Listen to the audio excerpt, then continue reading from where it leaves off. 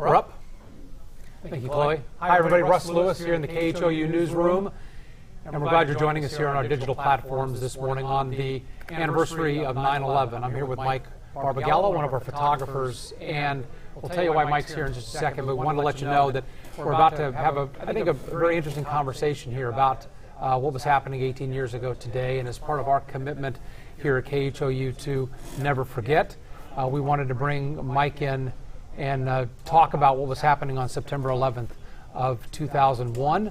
And the reason we have Mike here, one of our photographers, is he wasn't always a KHOU photographer. He's from New York City, worked in New York City at WPIX, one of the independent stations there, and was working the morning of September 11th. So Mike, thanks for doing this, first of all. Thank you. I know you've talked about this a lot over the years, but I wanted to bring you in today and just have this conversation and I don't know, let people know, you know, what was happening on the ground that morning. You were on the job. Let's start a few hours before. So the first plane hit at approximately 9:15 like New York time, 9:15, yeah. right? Let's go back a couple hours. You're working the morning shift. You're a live truck operator and a photographer. What were you doing that morning for the WPIX morning news? Right, so mornings, typical morning, I would be working the kind of like the fun franchisee kind of features in the morning, and I was running the live truck, and we were sent to a firehouse on 13th Street. It was Ladder Company 3. And the live shot that morning was basically a chili cook-off. You know, it was a fun kind of thing where the chief showed us the recipe and you know, made a patch of chili, and it was basically we were stopping people on the street and having them try different chilies out, and it was a fun kind of morning. So the firefighters were cooking up, so they were entering a contest or something to their chili recipe against others? Something like that. I don't know if it was a contest. It was just, we were just highlighting chili, and it was an event. Yeah, and so we were done with the morning show, and it was basically, I was done with my shift at that time. The last thing that I had to do, and I went with my partner, a colleague of mine, his name's Tony, he worked at WPIX with me. The last thing we had to do that day was to drive our news truck downtown and park it at Wall Street because we were setting up for that night's mayoral banquet. Mayor Giuliani was doing something that night? It was a highly publicized, you know, big news event, so we had to make sure we had spots, and in the news business, that's what we do. Yeah, a parking spot. You had to get the live truck down there physically for the event later that day. Absolutely, yeah. Okay. And so we were going to leave the truck and get a ride from someone else back to the station. Well, we get there and we hop out of the truck, and right there we meet the person that's supposed to drive us back to the station. We chit-chat for a few seconds, and people started coming up to us. And they started saying, well, I didn't hear anything about a ticker tape parade. What's going on? We were like, we don't know what you're talking about. And they motioned to the sky to look up. Now, Wall Street, you barely see the sky. I mean, the buildings are so tall that you just see a sliver of blue. Sure. So looking up, there were millions of pieces of paper just floating down from the sky. It was all over the place. It was blanketing the whole sky. And so let me just stop you there. So you're to give people a sense of where you are in relation to the towers. Okay. They're in Lower Manhattan as well. How far are you at that moment from the towers themselves? About 3 blocks away. And how far is that in terms we would understand here? Is it a quarter mile? Is it? Yeah, I would say maybe even less than that. Three New York blocks. Yeah. Okay. It's not a bad distance. It's visually I couldn't see the towers because the towers were the largest structures in Manhattan, obviously, but the first buildings already been hit, obviously. Well, at that moment, yeah. You didn't hear it. You didn't see it. You were there, pretty close, but didn't hear or see anything. The only thing we could think of is it must have happened when we were just getting out of the vehicle. Maybe still in the vehicle. Yeah. But now paper's floating down. Just debris and floating down. We have no idea what's going on. And I've done a number of ticker tape parades in New York, so I knew what it looked like. Obviously it wasn't one going on.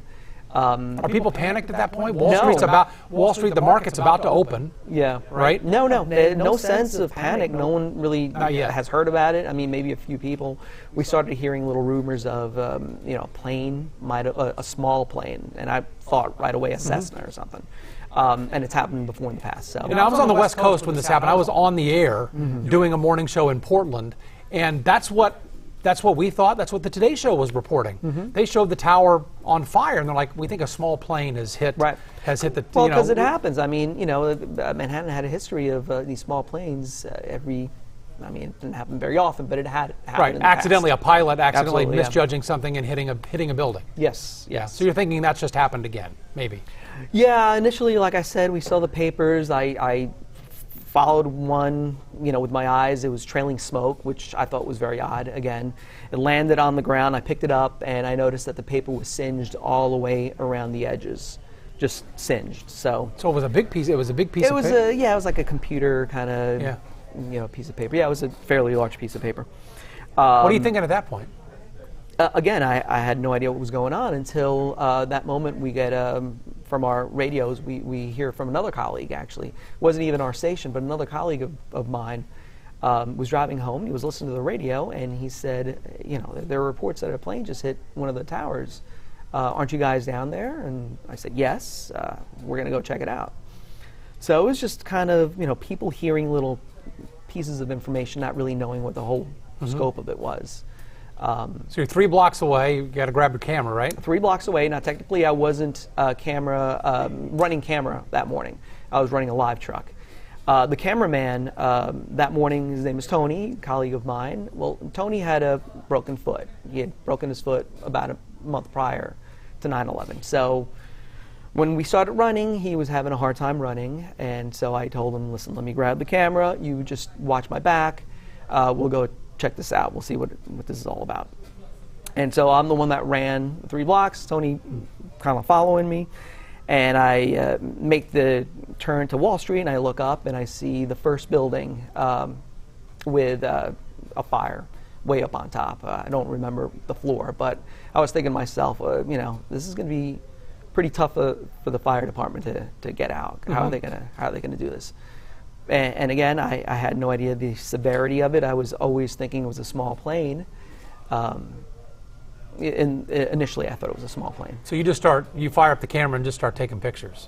The best I could from ground level, just kind of twisting up and shooting the building on fire. I was hearing Tony in my ear because the cameras are set up with a speaker fairly close to your ear, so you could hear and monitor audio. Well, Tony had the mic, and so I could hear him kind of talking to another person off camera. That person was his wife. So his wife was watching TV, and she was also giving him reports as to what she was finding out. And Tony was relaying it to me via the speaker, and he was basically saying, Mike, don't get too close to the building. It's, I'm hearing it was a bigger plane that hit, and he was very concerned about my welfare because I was getting fairly close to. So you're near the base of the first tower. I'm very near the base. Yeah, I'm fairly near the base. What are people? Are you seeing people flooding out and firefighters and police flooding in at that point, or is it still too early? It's early. Yeah, nobody was flooding out when I got there. I did see a fire truck show up fairly soon after I got there. But you were there before the firefighters then? I was, yeah. So I get the video of the initial, one of the first responders. I'm not sure, maybe they were the first responders. And so, yeah, I mean, for the next 10 minutes, I was just kind of trying to get the best shots I could of this fire that was way up on top of the building. Not realizing that this was going to turn into one of the biggest stories the world's ever seen. Well, the severity of it really it became apparent when I started seeing people jump from the building. I was close enough to see people actually falling. Obviously, you've never seen anything like that in your life. How do you figure out? I mean, how do you know that's happening? Are you close enough that you're seeing bodies hit the ground? Or? No, I see them jumping off the building and I see them falling, but I'm not in an area where I could see them come down. But so luckily. you're seeing that through the camera lens, or you're seeing it with the naked eye? Naked eye, yeah, and you can see people jumping off of the building. Yes. Wow. I mean, I knew that happened, but I just to be right there. Yeah, and obviously, I mean, that everything changed. 9/11 changed us all, at that Right. moment. But for me, that's when the severity of it hit, what this is and what's going on. And again, I'm hearing reports of it now being a commercial jet airliner, So the people are jumping off the building. It took a while for everybody to connect the dots. The second plane hasn't hit yet. Not yet. So No. you must still be thinking accident, like everybody was, right? I was thinking accident. I was thinking this can't be done deliberately. It was an accident. And at one point, I do get people starting to flood out of one of the towers, and they have a little bit of soot on their nose. Some of them are missing their shoes because they just ran out. You could tell that they're upset. And I hear rumblings of. I've been hearing rumblings that it was a larger plane. So at that moment, I knew it was a larger plane. I'm getting these shots of people walking out, and above me, I hear this noise. Again, I'm surrounded by tall buildings, the Twin Towers being the largest, but there are buildings all over. So I don't really see the horizon. So I don't really see what's coming at me. And when it does appear, it's another plane. And the plane appears over the blue sky sliver. I look up, and it's heading right towards the second tower. And that's when I start recording again, and I lift my camera, and I get the explosion of that second plane hitting the tower. People who have either watched it that day or since, or on YouTube, there's a pretty good chance they've seen your pictures. You were one of the only ones, maybe the only one there. I was one of the first. I mean, I don't know if there's any way of knowing, that for sure. But I was just being there. But your video's all over the place because you had that angle of that plane coming in. Of somebody standing right in front of the tower and the explosion of that tower over my head. And do you remember what went through your head as you saw that? I do, actually. I remember seeing the plane first, and I'm kind of looking at it with my naked eye and the camera ready. And I'm looking at it, and I'm thinking to myself, that plane is not going to hit the tower. It's going to skirt around it. And then I see the explosion, and I'm still thinking that plane didn't hit the tower. It's going to pop out the other side of it. It wasn't making sense. Even with the explosion, even with the explosion, you can't comprehend that a second plane's going to hit a second tower. Not at all, yeah. And I'm getting the shot, and I'm straining my back at this point because I'm shooting basically vertically straight up. And with the explosion, then you see all the pieces of debris and shrapnel that's in the air, and I'm thinking to myself, well, it's going to be landing on me in a few seconds. So I get as much as I feel I could get, and I duck into what was a hotel right in front of the World Trade Center through a revolving door. And then I shoot some more footage through the glass window of a man that seems to be just laying on the ground, and two good Samaritans come over to him and pick him up and bring him to safety. At that point, stuff's just falling, must be falling all over the ground. At that stuff is falling, yeah, at that time, yeah. So there must be more people on the street at this point coming out of the first tower, maybe now the second tower. Well, at this point, yeah, the second plane hit. We are all wondering what's going on. Everyone is now around me saying it's got to be a terrorist attack. Obviously, the news reports are starting to come out now, and I'm doing my best just to get footage of the ground and just kind of have enough video to tell the story to get back to my live truck and feed it back to my station. Mm-hmm. So I stay after the second building was hit, probably another 10 minutes on the ground. By then, my colleague Tony had left. When the second plane hit, everyone just kind of scattered and went their own way. So I'm thinking to myself, well, Tony went back to the truck. He's getting a signal. All I have to do is just give him the tape, and he could feed it back and let our viewers know what's going on. So I luckily left ground zero. Well, before it was ground zero. I luckily left 10, 15 minutes after that second plane hit, because by the time I got to the truck and I started trying to send the signal, trying to send the footage out, the tower started to fall.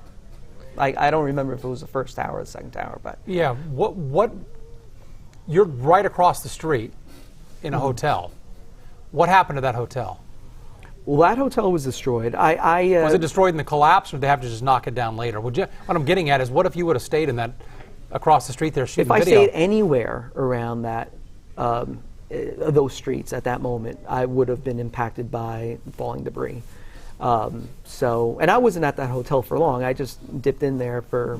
Right. If you look at the video, it seems like it's just 30 seconds, 20 seconds, and then I run back out again. So I wasn't there long inside the hotel. I was basically outside again, just shooting the second building now. Did you realize the danger you were in being that close? I mean, no one, I don't think, especially initially, worried that those buildings were going to come down.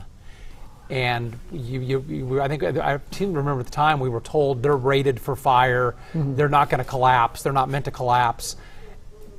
Did you have any sense being there, again, falling debris, I know, but did you have any sense, Bob, these could come down and I need to be out of there? None, no. I could never fathom thinking about that. As being a New Yorker and seeing those towers all my life, just part of the skyline, they were just staples there. They would never come down.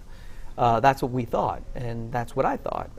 I just figured, it's awful what's going on. How are they going to put these fires out?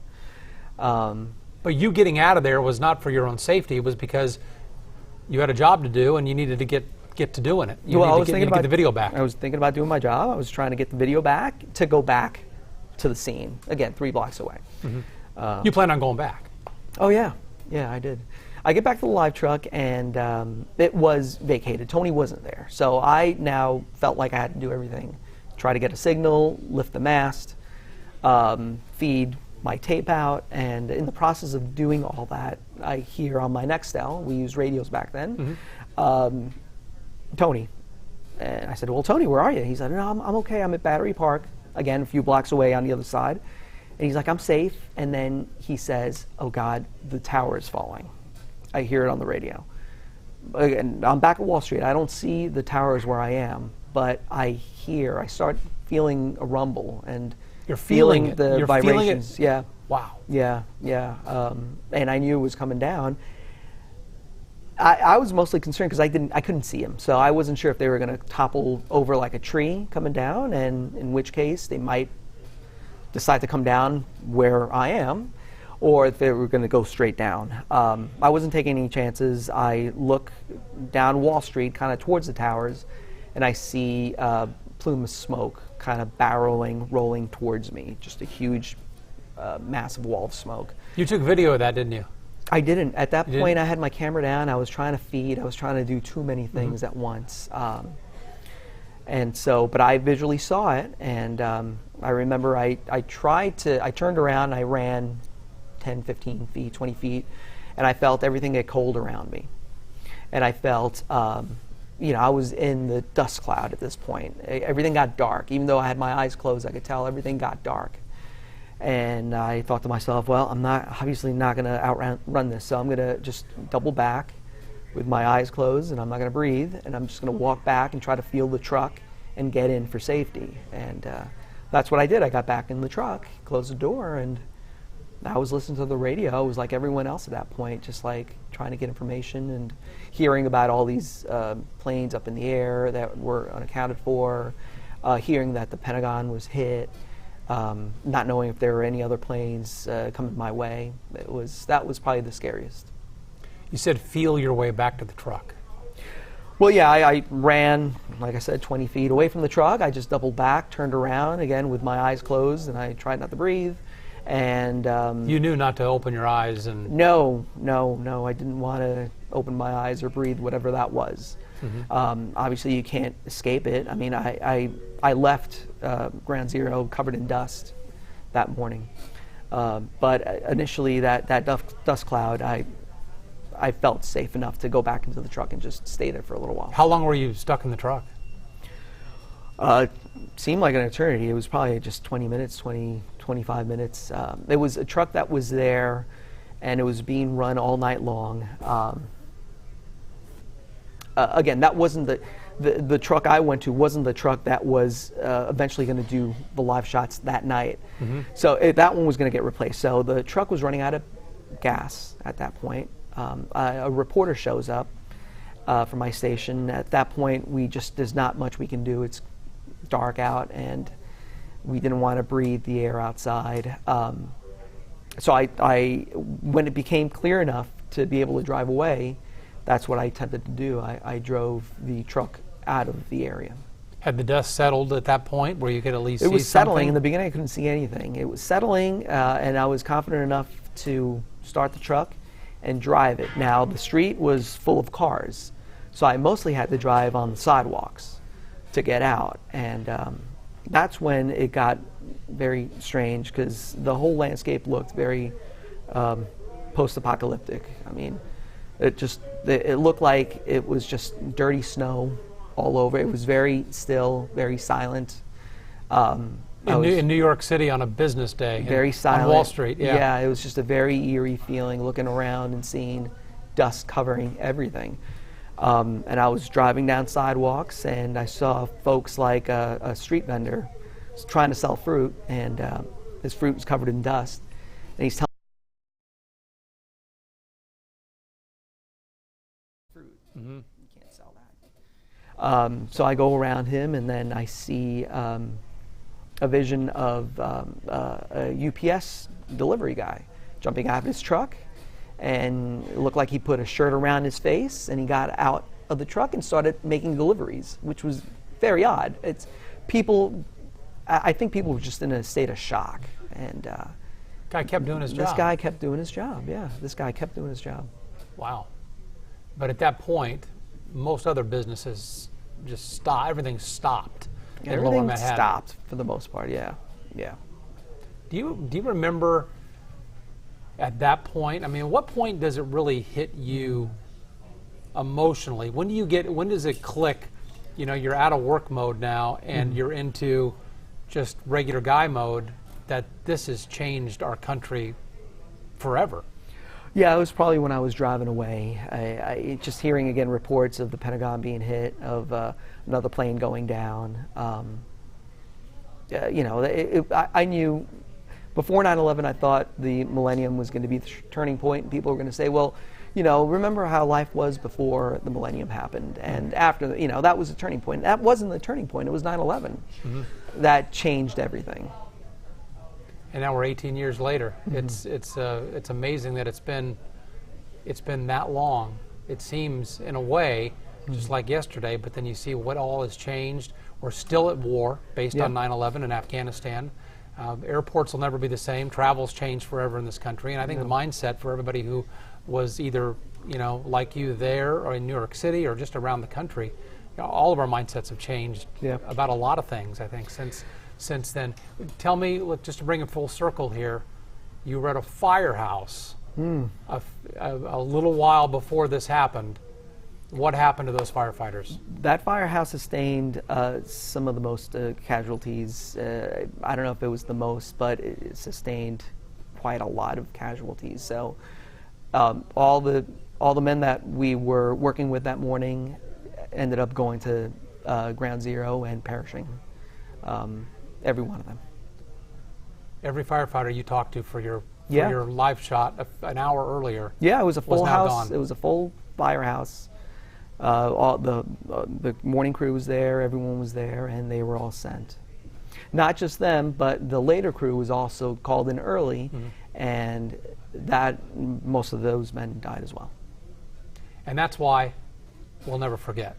For the firefighters, for the police officers, for everyone else, the 2,900 plus who died in those towers, in the Pentagon, in Shanksville, Pennsylvania, on those planes.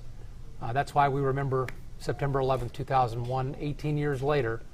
We're talking about it. We'll be talking about it on TV, on the TV side later today.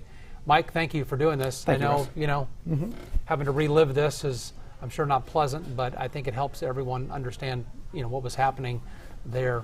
Not much earlier than this, 18 years ago. So yes, no, it's very important to talk about, and I never mind doing it. All right, we appreciate it. Thanks for joining us, everybody. We'll see you soon.